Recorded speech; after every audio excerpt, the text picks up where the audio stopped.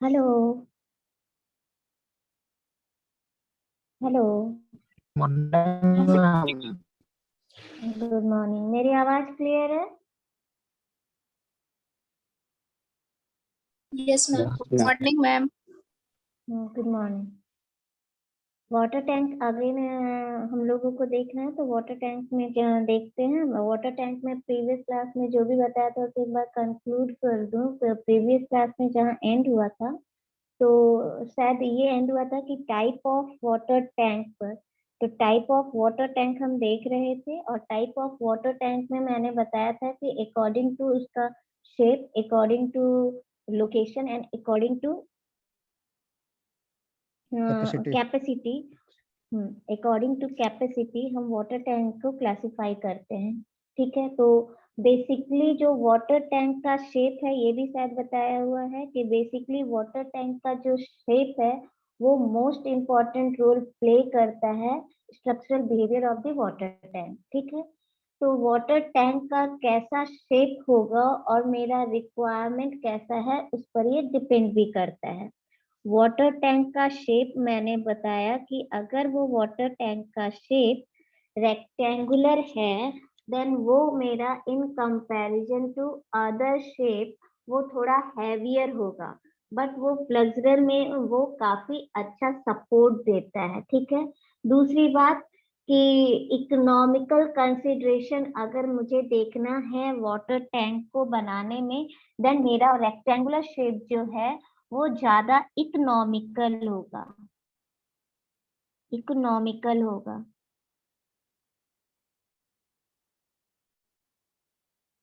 As compare to other shape. दूसरा कि sorry next ये होगा इसका बेनिफिट रेक्टेंगुलर का, कि अगर हम रेक्टेंगुलर बना रहे हैं, बेनिफिट नहीं है, रेक्टेंगुलर हम कहाँ देते हैं, अभी बोले कि मोस्ट इम्पोर्टेंट रोल प्ले कर रहा है कि हमारा रिक्वायरमेंट कैसा है इसके लिए भी शेप। तो मेरा rectangular water tank generally for small capacity के लिए यूज होता है, प्रीफर्ड किया जाता है, preferred sorry preferred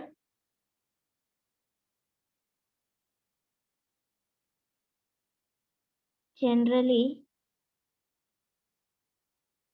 for small capacity।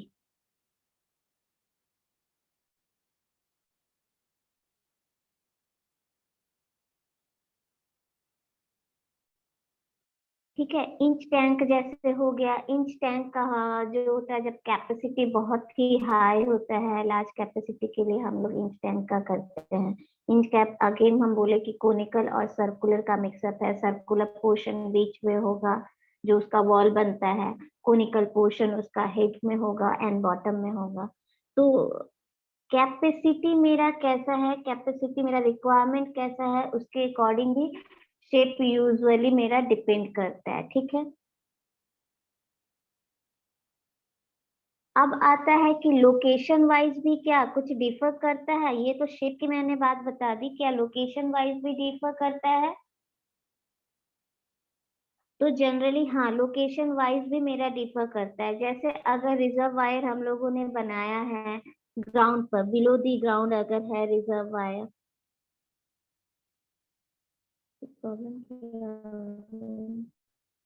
आवाज जा रही है ना क्लियर?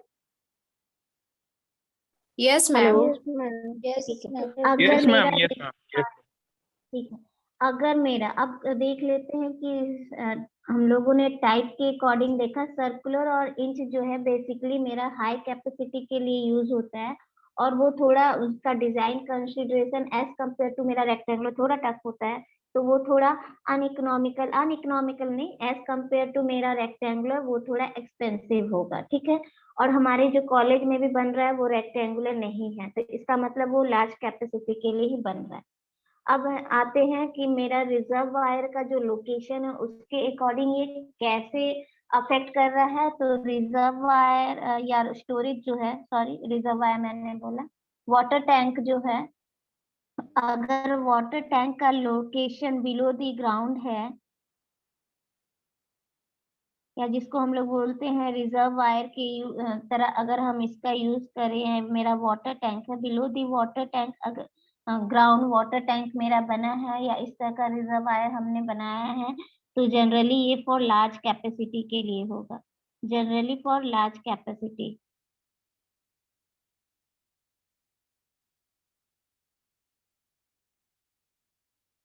ठीक है, तो ये इस तरह का रिजर्वायर को हम लोग लार्ज कैपेसिटी में यूज करेंगे, जहां पर मेरा क्वांटिटी ऑफ वाटर बहुत ज्यादा मुझे स्टोर करना हो। ठीक है, अब अगर ऐसा भी है कि जैसे तुम्हारे कॉलेज में बन रहा है, बहुत लोगों ने देखा है ओवरहेड बन रहा है, इस तरह का है, मतलब कुछ सर्कुलर है। ठीक है, तो अभी तक तो मुझे आधा सर्कुलर ही नजर आया है, नीचे का इंच बन रहा है कि ये मैंने देखा नहीं है। तो अभी अगर मैं इस पे देखूं, ये रेक्टेंगुलर तो नहीं है, फॉर श्योर नहीं है। अब ओवर हेड ये टैंक बन रहा है, तो ये जनरली वहां पर यूज होता है कि जिसका मुझे डिस्ट्रीब्यूशन पर्पस के लिए यूज करना है, डिस्ट्रीब्यूशन पर्पस के लिए यूज करना हो। और समटाइम्स ओवरहेड टैंक हम लोग वहां भी बना देते हैं, जो अगर मेरा स्मॉल कैपेसिटी का वहां पर मुझे जरूरत है स्टोरेज करने के लिए। ठीक है, तो हम लोग क्या करते हैं, जनरली ओवरहेड हम लोग नीचे नहीं बनाकर, ग्राउंड पर नहीं बनाकर हम लोग ओवरहेड बना देते हैं। बट यूजुअली जहां मुझे डायरेक्ट डिस्ट्रीब्यूशन करना है, डिस्ट्रीब्यूशन पर्पस को ध्यान रखना कि थ्रू ग्रेविटी फ्लो मेरा डिस्ट्रीब्यूशन वाटर का हो, तो हम लोग ओवरहेड टैंक का ज्यादा यूज करते हैं। तो अकॉर्डिंग टू मेरा shape, according to use and capacity and according to मेरा लोकेशन, मुझे पता है कि अब मुझे कब कहाँ किस तरह का वाटर टैंक डिजाइन करना है। ठीक है, अब अगर मुझे कैपेसिटी पता है, कैपेसिटी तो पता होना ही चाहिए कि कितना कैपेसिटी पता है, तो उस हिसाब से हम वाटर टैंक का लोकेशन और वाटर टैंक का टाइप कैसा होगा, शेप कैसा होगा, वो हम डिसाइड करके ड्रॉ कर सकते हैं। ठीक है, ड्रॉ कर सकते हैं, इसका डिजाइन कर सकते हैं। अब तो ये हुआ अकॉर्डिंग टू टाइप। अब देख लेते हैं कि कौन सा कोड जो है हम लोग वाटर टैंक के लिए यूज करेंगे। जो मेरा क्लासिफिकेशन है वो याद रखना, मोस्ट ऑफ द क्लासिफिकेशन पे हम लोग को न्यूमेरिकल सॉल्व करना है, नहीं या डिजाइन करना है, यहाँ तो सॉल्व नहीं होगा, डिजाइन करना है। तो ये सारा टाइप तुम लोग याद रखना, और अकॉर्डिंग टू सिलेबस हम लोग का मेन फोकस होगा जो रेक्टेंगुलर, सर्कुलर और इंच पर। ठीक है, तो हम लोग इसी को देखेंगे, इसी को डिजाइन करेंगे। अब आते हैं कोडल प्रोविजन क्या है for water tank design. Codal provision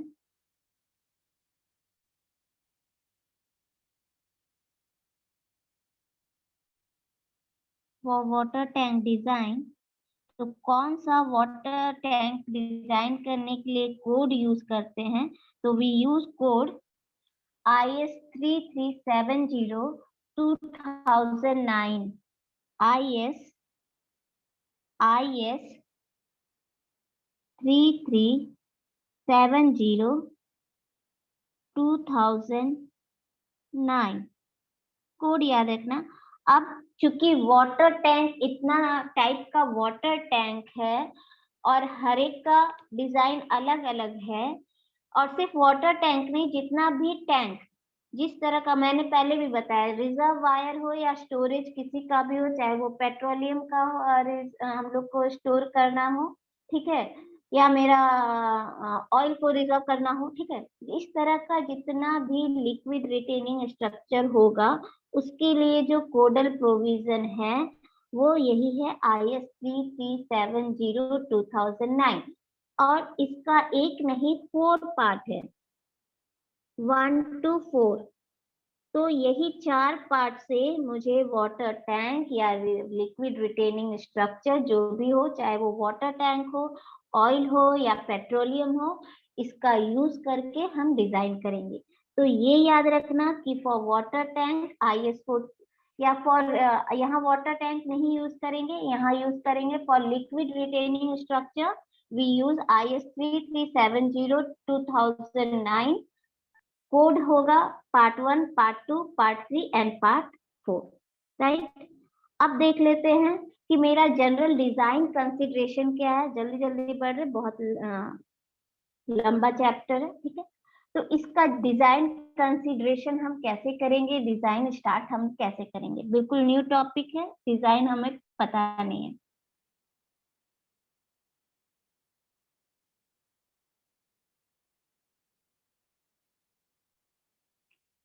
ठीक है, तो हम अब स्टार्ट करते हैं जनरल कंसीडरेशन।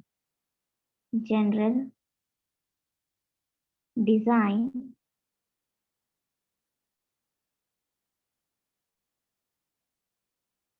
कंसीडरेशन। तो सबसे पहले वाटर टैंक के लिए अगर डिजाइन कंसीडरेशन हम कर रहे हैं तो ये तो होना चाहिए कि मेरा जो हम डिजाइन किए हैं या जिससे हम कंक्रीट से इसको बना रहे हैं, क्योंकि यहाँ हम कंक्रीट पढ़ रहे हैं तो सिर्फ कंक्रीट टैंक से ही हम लोग डिजाइन करेंगे। तो जिस कंक्रीट से हम ये वाटर टैंक बना रहे हैं तो वो कंक्रीट का water tank should be water tight होना चाहिए, मतलब इस तरह से होना चाहिए कि वो उसमें वाटर जो है वो बाहर लीक ना हो। स्ट्रेंथ तो हो ही, as well as water tightness भी हो। ठीक है, तो स्ट्रेंथ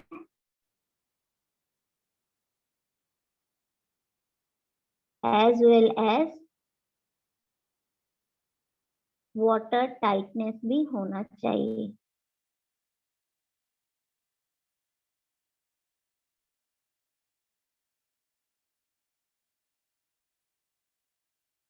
ठीक है, दूसरी बात, डिजाइन कंसिडरेशन के लिए मुझे क्या देखना है, तो मेन जो कंक्रीट हम यूज किए, ठीक है, स्ट्रेंथ अच्छा देगा, वाटर टाइटनेस भी प्रोवाइड करेगा। साथ में मुझे ये देखना है कि मेरा जो minimum grade of concrete use हम करें वाटर टैंक के लिए वो कितना होना चाहिए। तो minimum grade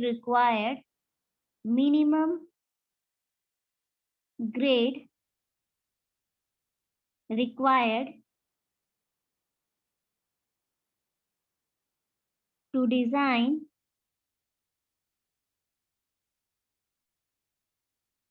water tank is M20।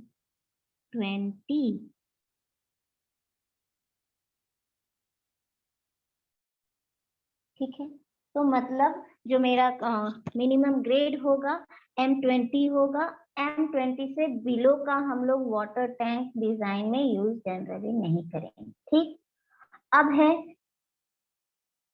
कि वाटर टैंक का, ठीक है, वाटर टैंक में हम M20 ग्रेड यूज कर लिए, और क्या मुझे देखना है, तो वाटर टैंक के डिजाइन में अगर हम कंक्रीट जो बना रहे हैं वो कंक्रीट शुड बी इम्पर्वियसनेस होना चाहिए, मतलब पानी तो इधर, क्योंकि वाटर टाइटनेस पहले ही बोल दिए हैं तो पानी का सीपेज नहीं होना चाहिए। तो इसके लिए मेरा जो कंक्रीट है उसको क्या फॉलो करना होगा, तो कंक्रीट मिक्स जो होगा, कंक्रीट मिक्स जो होगा ऐसा होना चाहिए कि उसमें सारा वेल ग्रेडेड एग्रीगेट हो, कंटेन वेल ग्रेडेड एग्रीगेट, तब जाके मेरा जो कंक्रीट है वो इम्पर्वियस बनेगा, वाटर टाइटनेस की उसमें कैरेक्टरिस्टिक होगी। साथ ही साथ एग्रीगेट मैंने नहीं लिखा,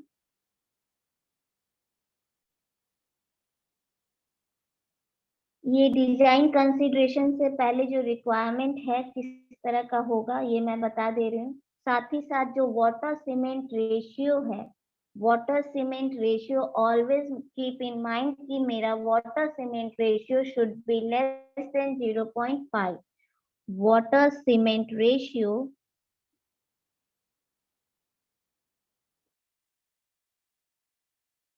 should be less than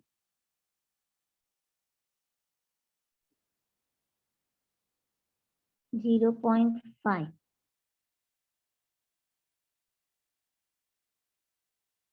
ठीक है, नेक्स्ट हो गया कि जब हम कंक्रीट बना रहे हैं तो कंक्रीट जो बना रहे हैं फॉर वाटर टैंक डिजाइन, वो रिच मिक्स्ड होना चाहिए। मीन्स इसमें जो कंक्रीट में जो सीमेंट की रिचनेस है वो ज्यादा होना चाहिए, मतलब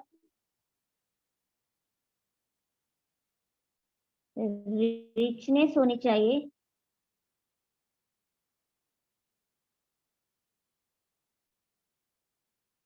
सॉरी, रिचर होना चाहिए इन सीमेंट। मतलब यहाँ पर हम वो ट्राई नहीं करेंगे कि हम सीमेंट को रिप्लेस कर दे, ठीक है। और साथ ही साथ वेल कॉम्पैक्टेड भी होना चाहिए।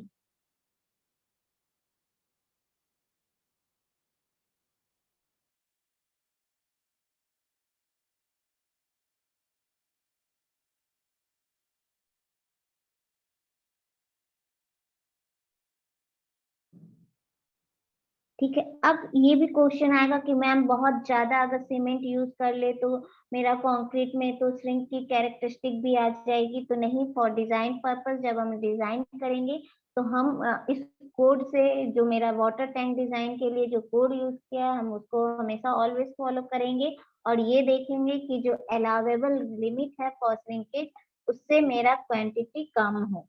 ठीक है, ये हमेशा हम अपने माइंड में इसे रखेंगे, तो कोड हमेशा फॉलो करते रहना है।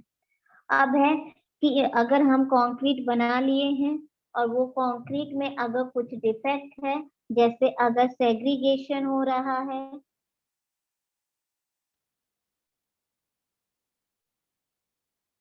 या हनी कॉम्बिंग स्ट्रक्चर है या हनी कॉम्ब स्ट्रक्चर उसमें बन रहा है,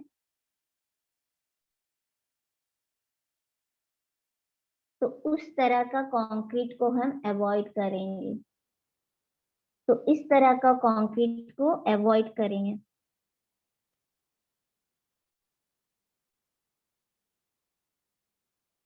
अवॉइड क्यों करेंगे?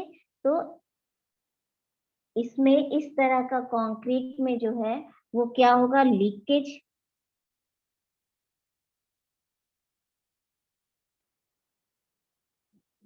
कैरेक्टरिस्टिक्स होगा।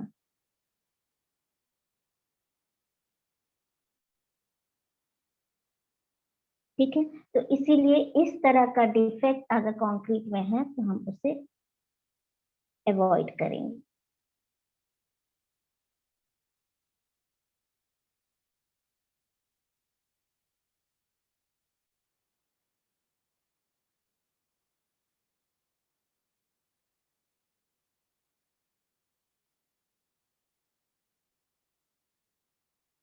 ठीक है, अब साथ ही साथ क्या होगा, एक तो ये मेरा जो रिच सीमेंट मिक्स हम लोग इसमें यूज करते हैं, पहले ही कहा कि वो मेरा सिंकेज लिमिट का जो अलाउेबल लिमिट है उससे मेरा कम होना चाहिए। मेरा सीमेंट का जो अपर लिमिट या मैक्सिमम क्वांटिटी ऑफ सीमेंट जो हम यूज कर सकते हैं वो लगभग उसके अलाउेबल लिमिट के अंदर ही होना चाहिए। फिर भी इस तरह का अगर मेरा कंक्रीट बन रहा है और कंक्रीट का एक नेचर भी होता है कि उसमें क्रैक्स डेवलप होते ही होते हैं, तो अगर ये क्रैक डेवलप हो रहे हैं तो मुझे उसे कंट्रोल करने के लिए क्या क्या करना होगा। तो टू कंट्रोल और टू प्रिवेंट द क्रैक हम लोग क्या करेंगे, तो क्रैकिंग क्यों होगा, तो क्रैकिंग होगा मेरा to prevent cracking.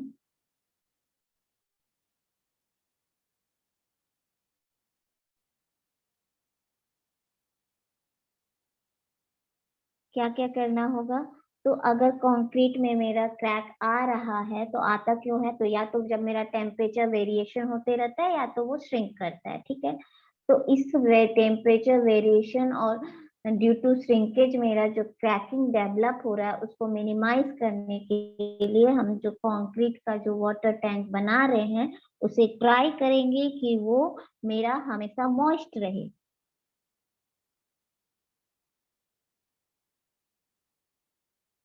Concrete moist रहे, और जब मेरा वाटर टैंक बन जाए तो हम लोग ट्राई करें कि वो बहुत जल्दी उसमें हम लोग पानी भर दे।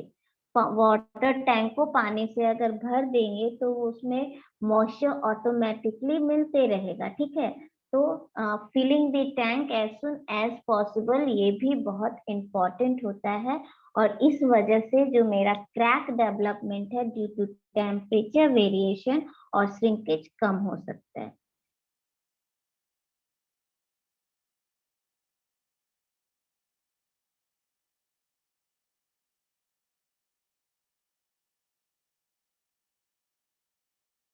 फिर क्या है कि क्रैकिंग को हम लोग और कैसे कंट्रोल कर सकते हैं, तो क्रैकिंग कंट्रोल हम लोग कर सकते हैं मेरा जो रिक्वायरमेंट है मिनिमम रेनफोर्समेंट का उसको इंक्रीज करके, by increasing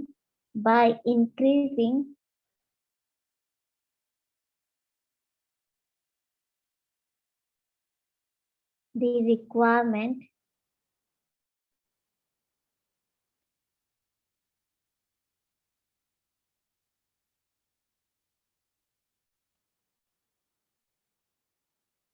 of minimum reinforcement.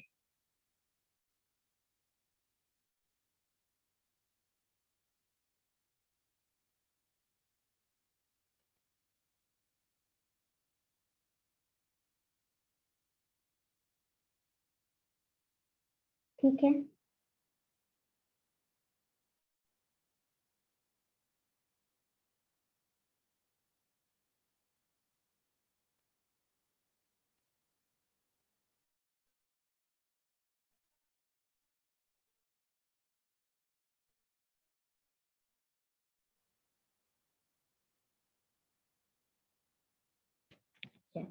आगे हम लोग क्या देखते हैं, तो आगे हम लोग देख लेते हैं क्या क्या हमें देखना। अच्छा ठीक है, अगर मिनिमम रेनफोर्समेंट का रिक्वायरमेंट अगर हम बढ़ा देते हैं तो मेरा क्रैकिंग जो है वो थोड़ा कंट्रोल हो रहा है। साथ ही साथ ये भी बता दें कि स्पेसिंग ऑफ रेनफोर्समेंट जो होगा वो should not be more than 3 times of the thickness of member.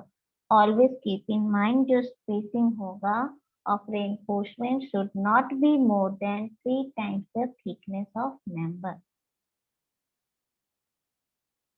अब चलो, जब रेनफोर्समेंट की ही बात हो रही है आ, और रेनफोर्समेंट देखकर मेरा जो क्रैकिंग है उसे हम कंट्रोल कर सकते हैं, तो थोड़ा रेनफोर्समेंट पे ही बता दे। स्पेसिंग तो मैंने बता दिया कि स्पेसिंग जो है 3 times से ज्यादा नहीं होना चाहिए। अब है नेक्स्ट देख लेते हैं कि हम लोग वाटर टैंक के लिए अगर जो बार या रेनफोर्समेंट यूज कर रहे हैं तो वो कैसा होगा।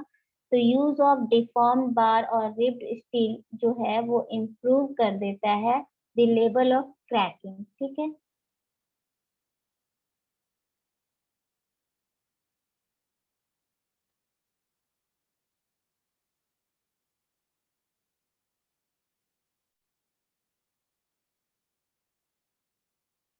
तो हमेशा ये चीज भी ध्यान रखेंगे कि मेरा जो बार हम यूज कर रहे हैं वो बार मेरा डिफॉर्म्ड बार या रिब्ड बार इस तरह का बार हो, ठीक है।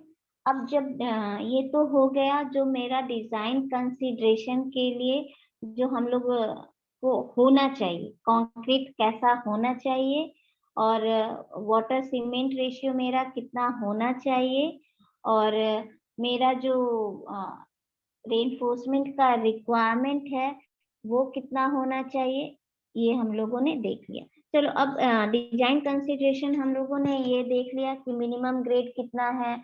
तो मिनिमम ग्रेड मेरा M20 है, ठीक है। और अगर मेरा मिनिमम ग्रेड M20 है, पर अगर मेरा कोस्टल रीजन में, अगेन ग्रेड के लिए ही बोल रहे हैं, अगर मेरा मिनिमम ग्रेड जो होगा वो M20 होगा मिनिमम ग्रेड, बट अगर कोस्टल रीजन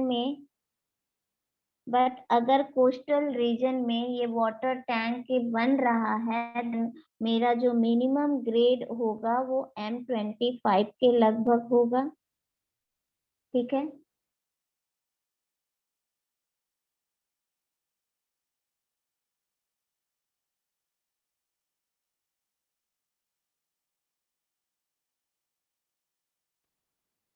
और अगर ड्यूरेबिलिटी एक्सपेक्ट से हम लोग वाटर टैंक का डिजाइन करते हैं, ऑब्वियस सी बात है सारा टैंक हम ड्यूरेबिलिटी को माइंड में रखकर ही डिजाइन करते हैं, तो मोस्ट फेवरेट जो प्रीफर्ड किया जाता है वो ग्रेड वो M30 किया जाता है। देन वाटर सीमेंट में भी हम बता चुके हैं कि वाटर सीमेंट रेशियो जो है वो not more than 0.5, water cement ratio 0.5 से ज्यादा नहीं होना चाहिए। तो अब क्या है,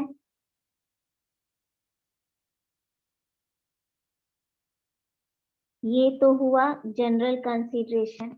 अब हम लोग इसमें भी क्या कुछ चेंजेस हो सकता है, तो चेंजेस ये है कि जनरली अगर वाटर सीमेंट रेशियो हम लोग इसमें जो जनरली अगर वाटर सीमेंट रेशियो हम लोग 0.45 ले रहे हैं, जो कि लेस देन 0.5 है, तो वो जनरली जो यूज करते हैं वो RCC लिक्विड रिटेनिंग स्ट्रक्चर के लिए करते हैं। और अगर मैक्सिमम जो है ये RCC के लिए हो गया, RCC के लिए, और 0.5 जो है वो हो गया तुम्हारा प्लेन सीमेंट के लिए। प्लेन सीमेंट कंक्रीट से अगर हम लोग वाटर टैंक का बना रहे हैं तो मैक्सिमम जो उसका लिमिट है वो 0.5 है, उससे बियॉन्ड वो कभी नहीं जाएगा। तो ये क्लियर है, RCC के लिए 0.45 इसका मैक्सिमम लिमिट है, इससे कम में हम डिजाइन कर सकते हैं। वाटर सीमेंट रेशियो भी हम लोगों ने देख लिया, रेनफोर्समेंट भी देख लिए। अब देख लेते हैं कि रेनफोर्समेंट या जो हम लोग कंक्रीट कवर प्रोवाइड कर रहे हैं, तो कंक्रीट कवर जो होगा वो मिनिमम कितना होगा, तो कंक्रीट को कवर जो हम प्रोवाइड करेंगे अकॉर्डिंग टू IS कोड 456/2000, तो ये मेरा जो मिनिमम कवर प्रोवाइड करेंगे, मिनिमम कवर होगा 45 mm का। मिनिमम कवर जो है वो 45 mm का हम लेंगे।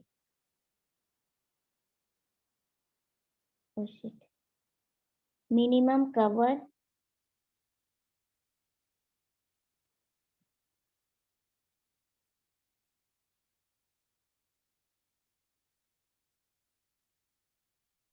भी 45 mm।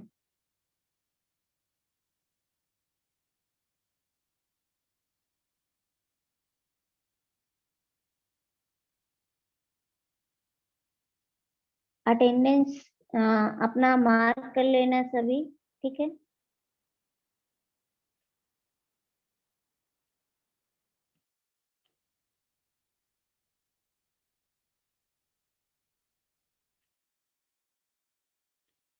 एक सेकेंड तो स्क्रीनशॉट ले रहे हैं। हाँ, और अगर अभी ये कट जाए तो तुम लोग तुरंत रीज्वाइन कर लोगे, तुम लोगों का नेक्स्ट क्लास भी मेरा ही है, तो रीज्वाइन कर लोगे। मैम एनरोल कर दिए। नेक्स्ट एनरोल कौन बोल रहे बाबू? नीतीश लाल। नीतीश लाल, अच्छा ठीक है, एनरोल कर देंगे। मैम मेरा भी नहीं। ठीक है, अभिषेक अभी राम। क्लास, ठीक है ठीक है, अभी क्लास कर लेते हैं। तुम लोग क्या 6th सेमेस्टर में ही हो? Hello, yes ma'am. ठीक है, तो हम इनरोल कर देंगे। तुम लोग अभी क्लास करो, क्लास के बाद जिनका अटेंडेंस नहीं होगा स्क्रीनशॉट ले लिए हैं वो हम बना, ठीक है। तो अभी क्लास करते हैं, अगेन तुम लोग तुरंत रीज्वाइन मैम कर इसका लेना। नोट्स नहीं दिखा रहा है। नोट्स तो हम पढ़ाएंगे तब ना प्रोवाइड करेंगे। तो मेरा क्लास तो कल से ही हम स्टार्ट कर रहे हैं, तो ठीक है, तो आज से तुम लोगों को नोट्स भी मिलना शुरू हो जाएगा। अब चलो, अब यहाँ पर जो मेरा minimum according to IS code जो होता है concrete cover to the reinforcement, हम बता दिए कि वो 45 mm है। तो मिनिमम रिकमेंडेड कवर जो है, क्लियर कवर कितना होगा, तो वो हम बता दें। Clear cover CC, clear cover minimum जो रिक्वायरमेंट है वो कितना होगा, तो क्लियर कवर होगा 20 mm, 20 mm, और डायमीटर ऑफ बार और dia of bar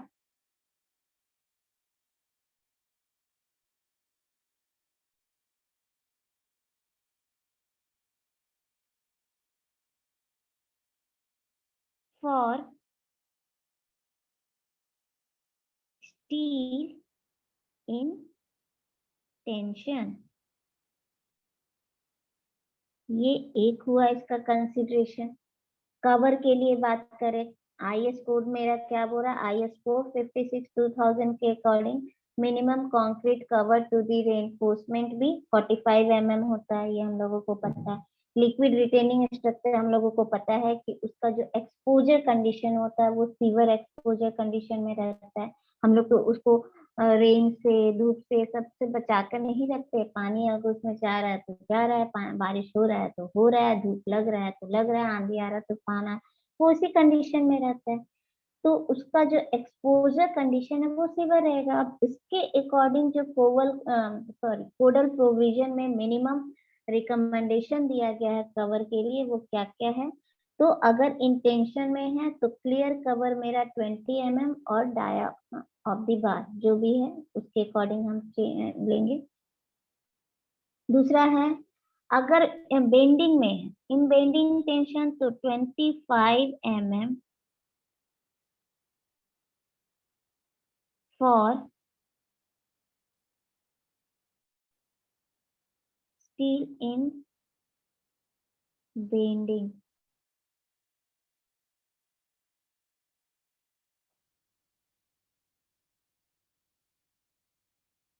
और अगर इफ मेरा जो ऐसा कंडीशन एक्सपोजर कंडीशन है जहाँ तो अल्टरनेट ड्राइंग एंड वेटिंग हो रहा है, अल्टरनेट ड्राइंग एंड वेटिंग हो रहा है, इन दैट कंडीशन जो मेरा क्लियर कवर मिनिमम होगा should be 30 mm। Clear cover तुम लोगों को पता है, ये अब मुझे बताने की जरूरत है नहीं, तुम लोग सभी कोई अब ये जानते हो। For alternate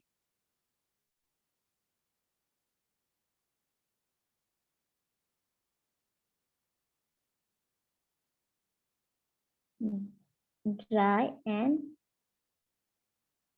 wet condition। एक एक करके हम सबका भी वो भी बताते जा रहे हैं। वाटर सीमेंट रेशियो अगर वेरी कर रहा है तब कब करेगा, ग्रेड वेरी कर रहा है तब कब करेगा, रेनफोर्समेंट कब कैसे वेरी कर रहा है। चलो, कवर हम अगर ले रहे हैं तो वो कितना कितना कब होगा। सीमेंट का तो ऑटो तुम लोगों को बता ही चुके हैं कि सीमेंट मेरा कितना होना चाहिए, ठीक है। अब आ जाते हैं रेनफोर्समेंट की ही बात कर रहे हैं तो हम देख लेते हैं स्ट्रेसेस इन स्टील। स्ट्रेसेस इन स्टील कि मेरा जो स्ट्रेस है स्टील में वो परमिसिबल लिमिट मेरा कितना होगा या अलाउेबल स्ट्रेसेस कितना होगा। तो हम ये पहले भी बता चुके हैं कि हम जो डिजाइन करेंगे वो WSM से ही हम लोग अभी देखेंगे। तो अगर मेरा लिमिट जो है मैं बताना शुरू करूं, चलो। स्ट्रेसेस इन स्टील, इसके बाद डिजाइन स्टेप्स में आ जाएंगे। तो पहले देख लें कि स्ट्रेसेस इन स्टील हम कैसे देखेंगे। अगर मेरा माइल्ड स्टील यूज कर रहे हैं, if we use plain mild steel, ठीक है, इन दैट केस मेरा अलावेबल जो लिमिट होगा, अलावेबल स्ट्रेसेस जो होगा, चलो सिग्मा AC हम लिखते हैं, MPa में है, MPa यहाँ पे माइल्ड स्टील के लिए है, mild steel MS and HYSD कितना कितना होगा। तो पहला मेरा नेचर ऑफ स्ट्रेस क्या है, अगर मेरा टेंशन में है steel, tension in steel placed with in 225 mm from water face, ठीक है। अब वाटर फेस क्या है, ये भी देख लेंगे। पहले हम इसको लिखना शुरू करते हैं और इसका यूज कैसे आप ड्राइंग में करेंगे और डिजाइन में करेंगे वो भी देख लेते हैं। तो tension in steel placed with in 225 mm from water phase